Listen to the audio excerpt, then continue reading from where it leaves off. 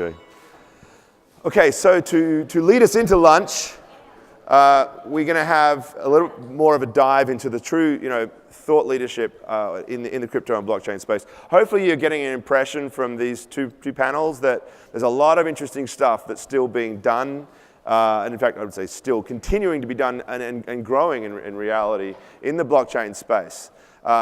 There is such a wide array, in fact, that we have a series of speakers to come here, talking about a range of different problems and opportunities that it comes to this. And Michael Terpin and Rob Pegoraro coming up first.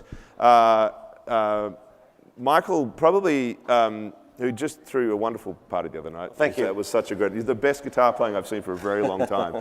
Not by Michael himself, but it was fantastic. Michael has the maybe dubious distinction. He's a big leader in the Bitcoin blockchain space for many, many years. But lately, one of his hats he wears, unfortunately, is to be known for a rather ugly hack. And you're going to talk about that with Rob, right? We're going to talk about it, and we're going to break news here, too. Oh, fantastic. All right, well, take a seat, guys. Okay. All right. Good luck. Yep. Thank you. All right. Good morning, everyone. Morning. So let's start. A year ago, you had a bit of an unfortunate epiphany right here at CES. That's correct. It was June 7th, which was a Sunday last year. Happy anniversary. Thank you. The anniversary that I care about is when we recover funds and win our various cases. But yes, so I've, like many people in the crypto industry, we've been targeted by really a gang of criminals.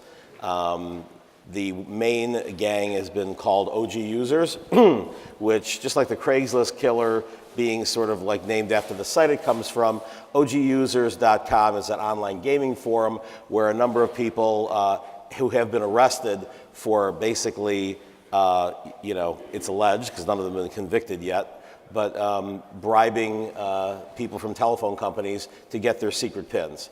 Even when you go and get a second level secret PIN that cannot be changed by email, cannot be changed by anything else authorized, you have to go through the fraud department, this is still happening. That's what happened to me on January 7th of last year. And so this, to be clear, this was something you had tried to do everything possible. So let's walk the audience through how you.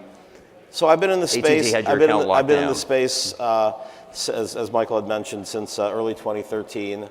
And I had one prior hack, which was in June of 2017.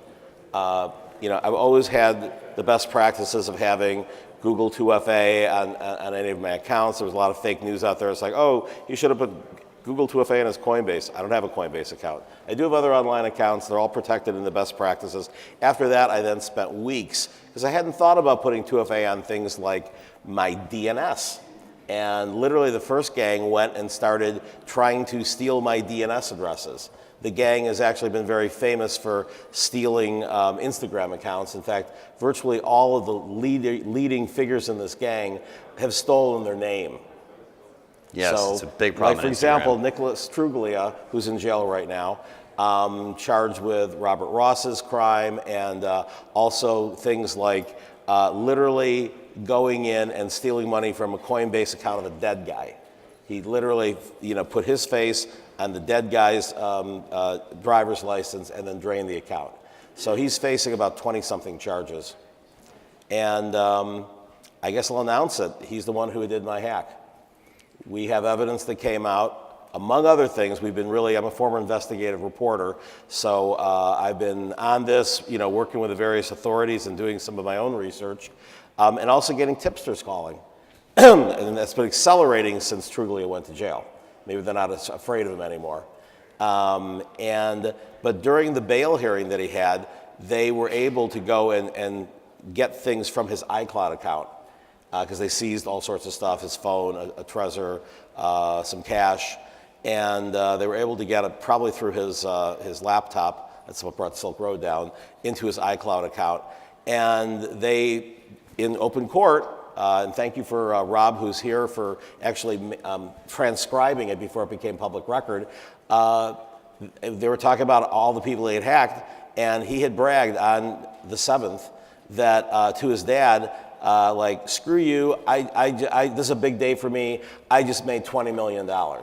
And he also, on social media and private accounts, 6 times said, I just hacked $24 million and I can't get a date. I just hacked $24 million and nobody respects me. That doesn't work as a pickup line, Yeah, huh? I know, amazing.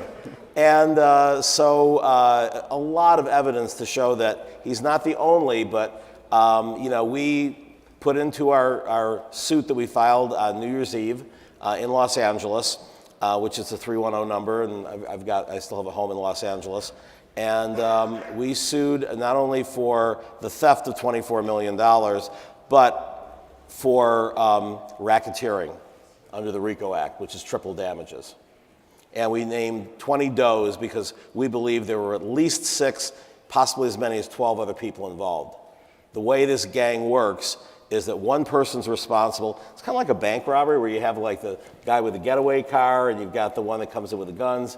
So the first part of this is identifying which carrier your mark has and then going to that carrier and bribing someone to be able to get your secret code. And in this case, it looked like you said it seemed this happened in an AT&T store.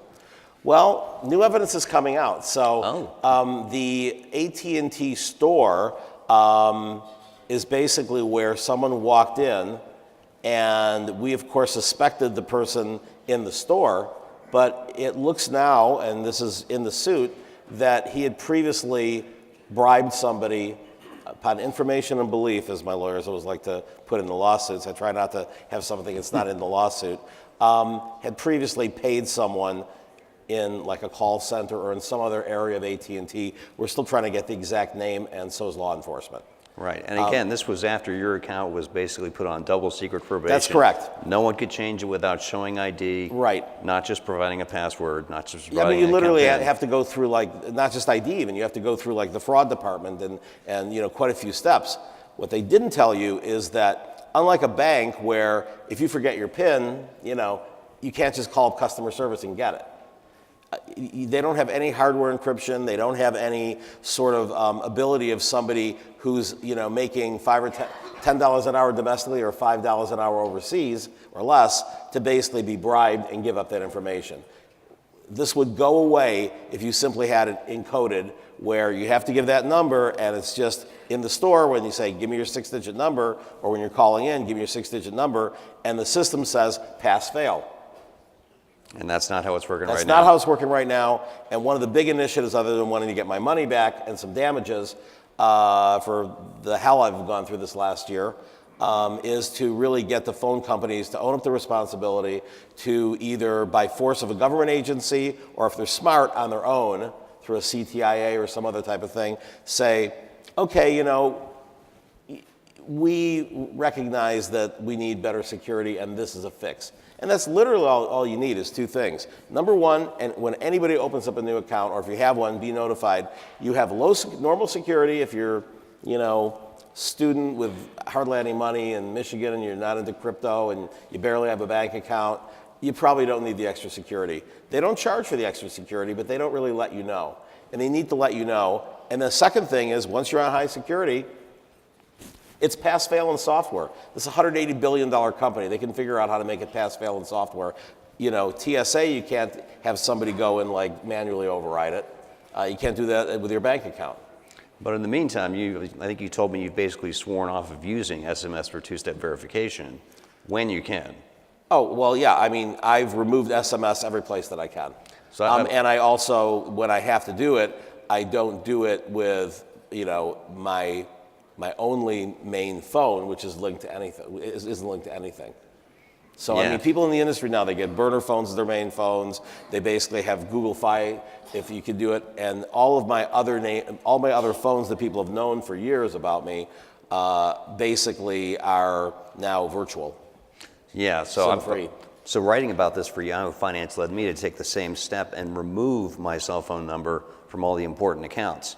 What you can do instead, you can use Google Authenticator, although fair warning, it's kind of a pain to move from phone to phone. The better alternative, if you can use it, I brought a prop, a U2F security key, a little encrypted USB stick. It's associated with your account. It is phishing immune because if it doesn't see the correct site, it's not going to transfer any information. Catch is not enough people offer that. Again, would not, as we discussed backstage, would not have stopped how they stole mine because it was not an account. It was basically going in, and the way the gang works is you have the person, in this case, we believe, Nick Truglia, based on a lot of evidence, and he's in jail, and this has been cited in his bail hearing, and it's cited in our case. We got a writ of attachment on his assets. My lawyer said in 45 years he's never seen one granted so fast. So all of his assets are now frozen. He can't sell them, can't take them anywhere. Nobody can move his assets. So until we win the case, nobody else can go and move things around. Of course, the interesting thing is, the centralized accounts that a lot of proof of keys, and Trace Mayer is, I don't know if he's in the audience, but he's in town, has this thing like you should always keep your own keys off of exchanges. That's true, but it's nice when people keep them on centralized exchanges if you're trying to seize them, because for good purposes, you can do that. Yeah, and of course we should note, a lot of places leave you with no alternative to SMS verification. Instagram, we mentioned, until recently, it was your only thing. Correct. And so that's why so many accounts got stolen. Now they finally added authenticator-based verification, but they could do more. So what comes next? You've got these suits in place, you have this campaign with the carriers. Right. So I'd say first one is going and finding, which we have pretty good evidence on, at least 4 of the 20 does that we have in the case, and going after their assets. In one case, we believe that one of the people who was actually the person who, again, once Nick got, he literally, it looks like he walked into a store or had a Confederate walk in a store with a fake ID. So there was at least a little bit of liability in terms of it scanned and it didn't go through as well, and he ended up overriding it.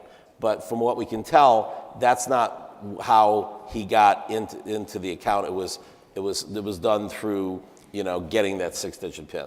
At least that's our best information. We're still investigating. All we know is that he got it. He then turned it over to his Confederates, and so he's just sitting there, and they're hacking accounts and going, "Give me the code." And they're all sitting there in a group Skype, we believe, or some other group chat, all with hackers all around the world, getting into different things, saying, "Okay, can't get into Bittrex because he's got Google 2FA. Can't get into any of this." And they were able to go in and get into sort of a hidden file. Yeah. That was able to sort of show a mirror image of something that I'd cut and pasted and it auto-saved without my knowledge, because that's kind of a rare thing. But this hacker, valedictorian gone bad, right, was able in about a 20-minute period to go and find 3 smaller cryptocurrencies that, hit their all-time high that day, because January 7th, you may remember. They were tokens from startups, right? They were tokens from startups. They were They were tokens that were companies that I had worked with and gotten paid partially in tokens when they were worth very little, and that was the day of, as they say, the altcoin moon, which is why this place had people sitting on the floors last year, and now it's like, oh, Bitcoin is dead. So in 2 years, it'll probably be out the door again when Bitcoin is over 20,000. But the law is that it's the price at the time that it was stolen, and these assets, which were then laundered through several exchanges. But those exchanges, again, had to turn over the passports that were used. And, it took a while to sort of identify who some of these people really were and their links to the gang. But, you'll be seeing a number of other announcements as we start adding people to these actions. One person we believe has over $100 million. Okay, well, that'll be something to watch for. And with the carriers, are any of them giving you the time of day on? Well, the carriers are playing delay, right? I mean, AT&T, basically, we right now have a motion against. We have a judge in Los Angeles, and they just upgraded their law firm from an LA firm to Gibson, Dunn & Crutcher with senior partners. I've heard of them. One of the biggest law firms in the world, in the country certainly. And they basically have said, all 17 of our charges are so bogus they don't even deserve to be tried. And so they wrote a 37-page thing citing ridiculous things. I believe one of them was something along the lines of, because I signed the contract in the store without reading the entire thing, I can't hold things in there against them. Okay. Wow, that's pretty cool. I can't hold your contract that you wrote against you. But we believe that we will go and get a trial date. I think it's June or January 29th is when they're going to decide whether it's going to go to trial. And we believe that time is on our side, because as more information comes out, with the people that we're suing. We believe more information will come out about the specific people at AT&T who were involved, and we think that that'll help them settle, or we'll get a very big settlement. All right. Well, folks, you've got 2 stories to follow and 1 piece of advice. Please check your 2-step verification settings. Thank you. All right. All right. Thank you.